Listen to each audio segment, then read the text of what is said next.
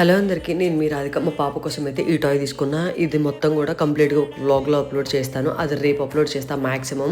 And ఇప్పుడు వచ్చేసి ఇన్స్టాగ్రామ్లో కానీ యూట్యూబ్లో కానీ కొలాబరేషన్స్ వాళ్ళు అండ్ కొన్ని క్లాతింగ్ బిజినెస్ చేసేవాళ్ళు అసలు మామూలుగా లేదు కూడా బిగ్ బాస్ కంటే హాట్ టాపిక్గా నిలిచిపోయింది. నిజం చెప్పాలి అంటే బెట్టింగ్ యాప్స్ తర్వాత పెద్ద మాఫియా ఏదన్నా ఉంది అంటే అది ఇన్స్టాగ్రామ్లో కొంతమంది బిజినెస్ చేసేవాళ్ళు. నేను అందరి గురించి చెప్పట్లేదు, కొంతమంది కొలాబ్స్ చేసేవాళ్ళు.